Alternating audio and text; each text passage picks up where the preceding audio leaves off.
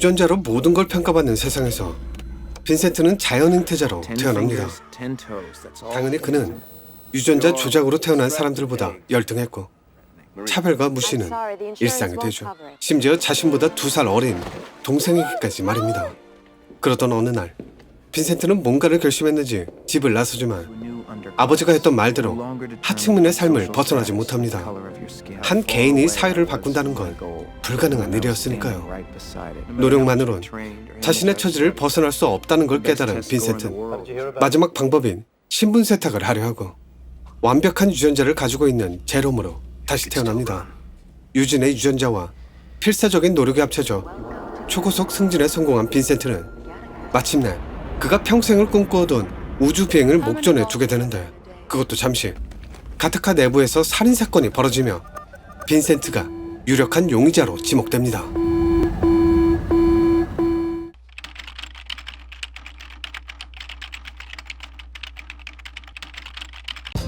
영화는 앤드류 니콜 감독의 작품입니다. 그는 본작 가타카로 화려하게 데뷔를 한 뒤 이듬해 피터 위어와 손을 잡고 트루먼 쇼를 만들어 전 세계의 주목을 받게 되죠. 그리고 4년 후엔 실존하지 않는 가상의 인물인 시몬을 만들어내며 다시 한번 관객들의 상상력을 자극시켰고 스티븐 스필버그 감독의 터미널을 기획해내기도 합니다. 그 후 그는 2005년 로드 오브 워, 2011년 시간을 사고 판다는 흥미로운 주제를 다뤘던 인타임, 그리고 2013년엔 호스트를, 2014년엔 드론 전쟁을 만들어낸 뒤 2018년 넷플릭스 영화인 아논을 완성합니다. 기발하고 독창적인 소재, 하지만 누구나 한 번쯤 상상해봤을 만한 그러한 상상을 구체화시키는데 탁월한 능력을 가지고 있는 감독 앤드류 니콜. 그가 그리려 했던 가타카란 영화는 과연 어떤 이야기를 품고 있을까요?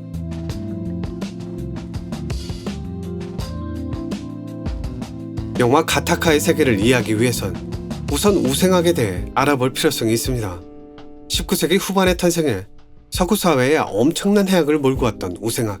가장 대표적인 게 미국의 차별적인 이민법과 독일 나치 정권이 저질렀던 장애인과 유태인 등의 소수자에 대한 무차별 학살이었습니다. 당시 사회개혁가였던 허버트 스펜서는 게으른 사람들이 소멸되는 건 당연한 거라며 주장을 했었는데 그러한 주장의 배경이 된 개념은 찰스 다윈의 종의 기원이었습니다. 그 후 프랜시스 콜튼이 우생학이란 단어를 만들어내며 초기에는 좋은 형질의 유전을 극대화하려는 긍정적 우생학을 주장했지만 후기로 갈수록 나쁜 형질의 유전을 최소화하는 부정적 우생학으로 치우치게 됩니다. 심지어 그의 생애의 말기에 다다라선 평균 이하, 그러니까 적은 월급을 받는 사람들의 자녀 수를 제한해야 한다는 주장까지 하게 되죠. 1차 세계대전 이후 히틀러는 게르만족의 우월성을 주장하기 위해 우생학을 나치즘 핵심 원리로 채택하며 나이투쟁에 포함시키기도 했습니다. 그 결과 독일에선 장애가 있는 사람들의 삶을 살 가치가 없는 삶으로 분류한 뒤 국가가 그들을 안락사시킬 수 있다는 논리로 무려 30만 명의 사람들을 살육하기도 했습니다. 그 후 7만 명의 정신병 환자들을 살해한 뒤 수백만 명의 유태인을 학살하는 데까지 이어지게 되죠. 비슷한 시기 미국에선 우생학을 인종차별주의와 결합시켜 차별적인 이민법을 만들어냈습니다. 간단히 말하면 백인 우월주의와도 같은 개념인데 이게 얼마나 역같은 짓이었냐면 지들의 우월성을 증명하기 위해 영어를 못하는 이민자들에게 영어로 IQ 테스트를 진행한 뒤 거봐라 얘들은 멍청하다 라고 말했다는 거죠. 암튼 대충 우생학에 대해선 여기까지 말하기로 하고 영화 가타카는 바로 이러한 우생학을 바탕으로 만들어진 가상의 세계입니다. 그래서 영화는 그 시절의 분위기를 충실히 재현해내고 있습니다. 의상이라든지 헤어라든지 그 밖에 등등에 대해서 말입니다. 참고로 유진의 이름은 잘난, 좋은, 우월한 이란 뜻을 가진 그리스어 이유와 태생이란 뜻을 가진 게노스의 합성어인 유제닉스, 즉 우생학에서 파생된 이름입니다. 그리고 영화의 제목인 가타카는 구아닌, 아데닌, 티아민, 사이토신, DNA를 구성하는 단위체인 뉴클레오타이드의 염기의 종류로만 이루어져 있습니다. 더 재밌는 건 영화에 나오는 자막에도 GATC를 강조하기 위해 굵은 볼드체를 적용했다는 점이죠.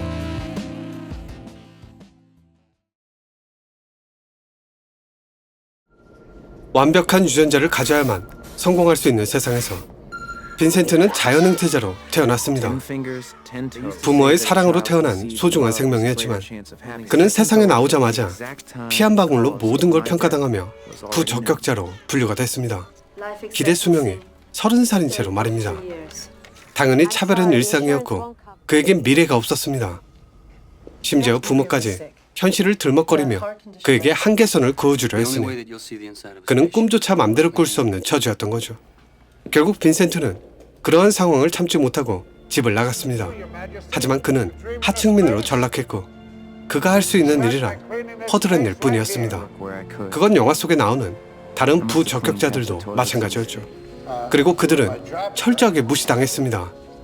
가타카 내부에서 살인사건이 벌어진 뒤 형사들이 했던 짓을 보면 평소 그들이 어떤 취급을 당했는지 쉽게 알 수 있습니다. 유진에게 무례한 말을 내뱉었던 형사 또한 다를 게 없었죠. 이들이 이러한 취급을 받는 이유는 단 하나, 부적격자이기 때문이었습니다.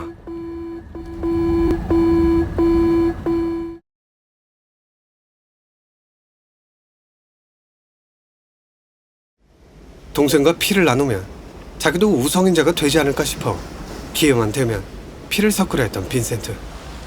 그건 어린 그가 내놓을 수 있는 유일한 해결책이었습니다. 동생보다 키도 작고 겁쟁이 놀이에서도 매번 졌던 그는 그렇게 해서라도 자신의 현실을 바꾸고 싶어 했었던 겁니다. 현실은 냉혹했고 미래는 암담 그 자체였으니까요. 하지만 그는 결국 겁쟁이 놀이에서 안톤을 앞질렀고 꿈을 포기하지 않을 원동력을 얻게 됩니다. 그리고 영화 말미에 한 번 더 벌어졌던 겁쟁이 놀이에서도 그는 동생을 압도합니다. 영화 속에선 이렇게 3번의 겁쟁이 놀이가 나오는데 첫 번째 수영은 부러움과 오기에 대해 다루고 있었고 마지막 수영은 자신의 선택과 능력에 대한 증명이었습니다. 그렇다면 그가 집을 나오게 된 계기가 되었던 두 번째 수영씬은 어떤 의미를 담고 있었을까요? 그걸 알기 위해선 시나리오엔 존재하지만 영화에선 삭제된 이야기를 들여다봐야 합니다.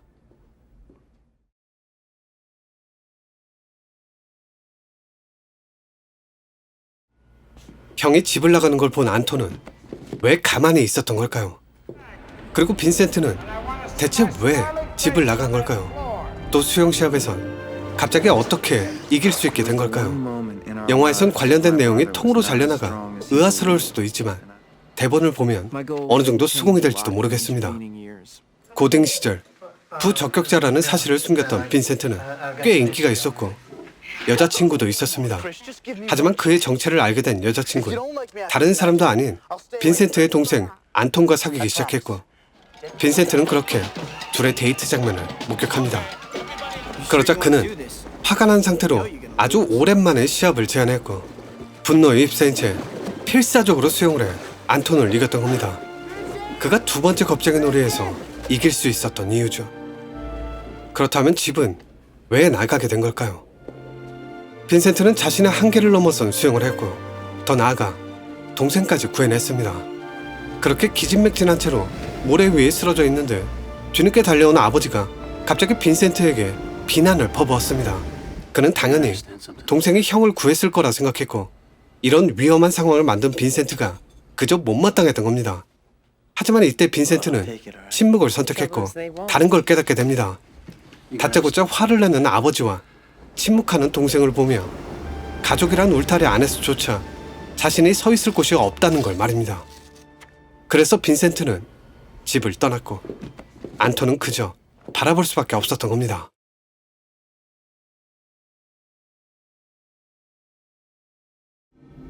아이린은 가타카에 입사할 정도로 뛰어난 유전자를 가지고 있었지만 완벽하진 않았고 그 때문에 회사 내부에서 부당 대우를 받기도 했습니다.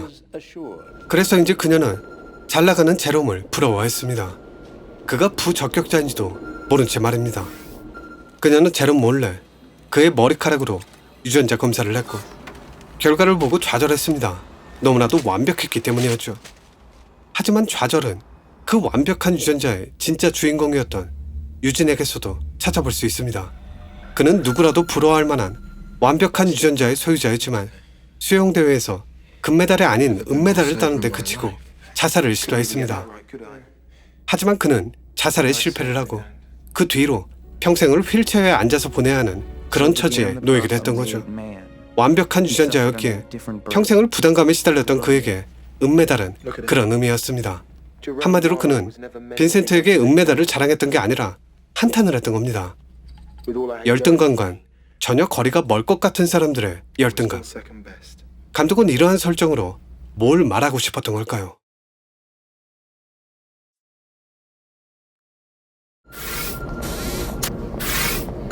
기껏해야 피 한 방울, 소변, 머리카락일 뿐이었지만 이 작은 부스러기들은 사람을 판단하는 절대적인 기준이었고 그 자체만으로도 완벽한 권력이자 능력, 배경이었습니다. 그리고 감독은 그 중에서도 머리카락에 자신의 철학을 심어 놓았습니다. 아이린은 제롬의 머리카락으로 그를 평가했지만 제롬은 달랐습니다. 그는 그런 걸로 사람을 판단하지 않았고 더 나아가 장난 섞인 농담을 하며 머리카락을 버렸는데 그건 단순한 농담이 아닌 위로였습니다. 그리고 이어지는 머리카락의 클로저. 이건 감독이 의도적으로 배치해놓은 장치라고 생각합니다. 겨우 머리카락 한 올일 뿐이라고 말이죠. 하지만 제롬은 자신의 머리카락에 대해선 관대하지 못했고 자신이 흘린 그 머리카락 한 올로 인해 좌절감과 참담함을 느끼며 온몸을 씻고 또 씻어내려야만 했습니다. 그 후 그는 자신의 정체를 알게 된 아이린에게 머리카락을 건네주는데 이때 아이린의 반응은 단순히 제롬을 따라한 게 아닌 변화 그 자체를 의미합니다. 머리카락으로 대비되는 유전자가 이젠 더 이상 그녀에게 중요치 않게 된 거죠. 사람을 유전자로 판단하지 않는 빈센트처럼 그녀도 그렇게 바뀌어버린 겁니다. 그리고 이 장면들은 유진의 마지막 선물로 이어지는데 유진은 왜 자신의 머리카락을 그에게 선물했던 걸까요? 단순히 다른 샘플들처럼 지구로 귀환한 뒤에 쓰라고 준 거였을까요? 전 아니라고 생각합니다. 그런 이유였다면 혈액과 소변처럼 따로 보관하는 편이 훨씬 더 현명한 방법일 테니까요. 그렇다면 아이린과 제롬이 그랬던 것처럼 변화한 그를 상징하는 장면으로 생각해보는 건 어떨까요? 친구에게 남기는 유품이자 여행을 떠나는 친구에게 주는 마지막 선물로 말입니다. 어쩌면 우린 이제 하나라는 그런 의미일 수도 있겠죠. 언젠가부터 빈센트와 같은 곳을 바라보던 유진 역시 제롬 그 자체였으니까요.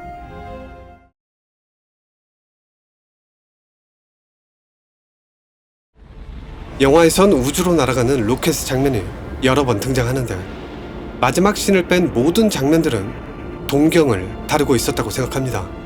가타카에 입성했을 때 나왔던 장면, 그리고 청소 도중 나왔던 장면은 빈센트가 그리던 꿈에 대한 이야기를 하고 있었고 아이린과 같이 바라보던 장면들은 심장이 약해 더 높은 곳으로 올라가지 못하는 아이린의 현실과 그녀가 꿈꾸는 이상을 그리고 있었던 게 아니었을까요? 제롬이 되기 전날 밤 빈센트가 유진과 함께 바라보던 장면은 유진에게 꿈을 심어주는 장면이었다고 생각하고요. 이때부터 유진은 삶의 희망을 되찾고 조금씩 변화하게 됐으니까요. 하지만 정작 빈센트에겐 모든 게 막연했습니다. 비행을 며칠 앞둔 시점까지 선명한 게 하나도 없었죠. 구름으로 가득 찬 타이탄의 기후처럼 말입니다. 그러다 그는 동생 안톤과의 마지막 겁쟁이 놀이에서 또다시 동생을 이겼고 그 순간 처음으로 구름 거친 하늘과 마주합니다. 자신조차 막연하게 생각했던 그 모든 것들에 대한 확신이 생긴 순간이었죠. 그래서 그는 예상치 못한 마지막 소변 검사에서도 초연하게 대처할 수 있었던 겁니다. 그의 말대로 그는 최선을 다했고 누구보다 뛰어났던 게 사실이니까요. 결과적으로 이들 모두는 자신들이 소망하던 걸 이루게 됩니다. 아이린은 유전자 컴플렉스에서 벗어나게 됐고 유진과 빈센트 역시 각자가 꿈꾸던 곳으로 떠나게 되죠.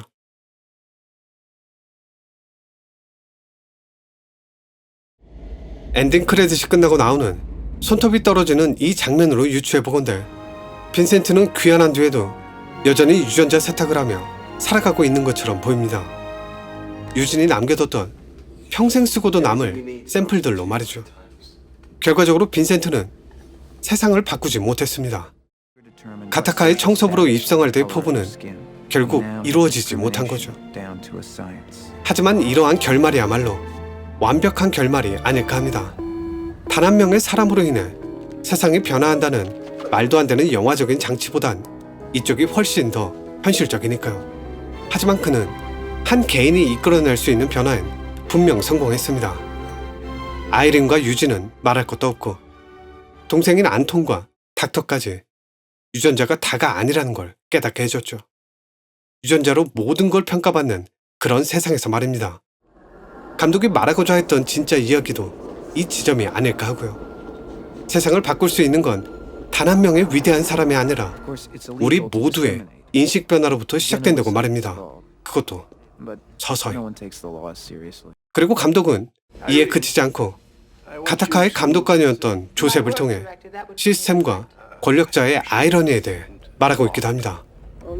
직원들을 전부 유전자 감식을 통해 뽑아넣을 정도로 시스템을 맹신하고 있던 권력자 조셉은 자신에겐 폭력 성향이 없다고 했지만 그는 유전자 검사와 정면으로 대치되는 살인을 저지른 살인범이었습니다.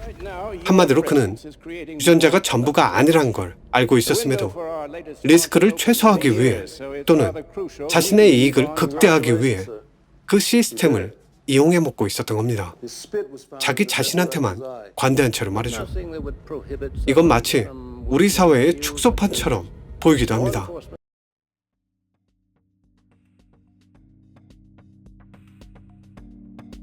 결국 감독은 영화를 빌어 우리가 사는 세상에 대한 이야기를 하려 했던 게 아닐까 합니다.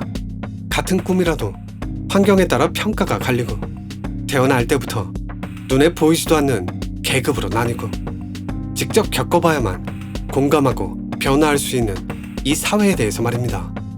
동시에 처한 상황이야 어찌됐건 꿈을 향해 포기하지 않고 나아가는 그런 사람에 대한 이야기를 하고 있기도 하죠. 어쩜 대부분의 사람들은 빈센트가 처했던 상황과 크게 다르지 않을지도 모르겠습니다. 물론 저 또한 그러하고요. 만약 빈센트가 자신의 현실을 비관하며 꿈을 포기했다면 어떻게 됐을까요? 아마 그 근처엔 가보지도 못한 채 하루하루를 죽이고 있지 않았을까요? 좋지 않은 환경에서 자신의 꿈을 향해 나아가는 걸 물론 쉽지 않습니다. 불가능에 가까울지도 모르겠고요. 주위 사람들의 시선에 더 큰 상처를 입을 수도 있고 죽어라 노력한다 해도 제자리일 수도 있습니다. 노력이란 말을 함부로 꺼낼 수 없는 절망적인 상황이라면 그 노력이란 것조차 사치일 수도 있습니다. 하지만 전 그럴수록 더 꿈을 꿔야 한다고 생각합니다. 그 꿈을 위해 노력을 하다 보면 언젠가 운 좋게 기회가 왔을 때 그걸 손에 쥘 수 있는 힘의 근원이 될 수 있지 않을까요? 물론 노력이 성공을 보장해주지 않습니다. 하지만 스스로가 걸어온 길에 대한 자부심은 그 누구보다 뛰어나고 눈부신 사람이 될 수 있지 않을까요?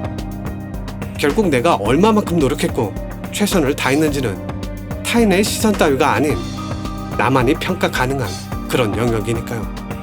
성공에 대한 기준을 그쯤에 그어두는 것 또한 아무나 쉽게 해낼 수 없는 멋진 일이기도 하고요.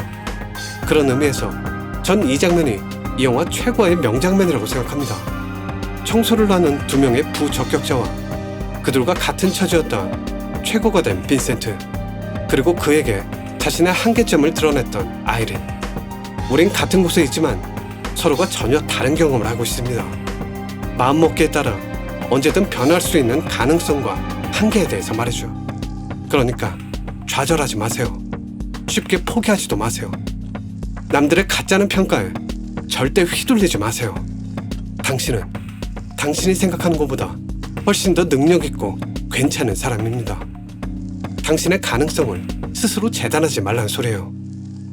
당신의 노력이 당신과 당신 주위의 세상을 변화시키길 바라며 영화 가타카였습니다.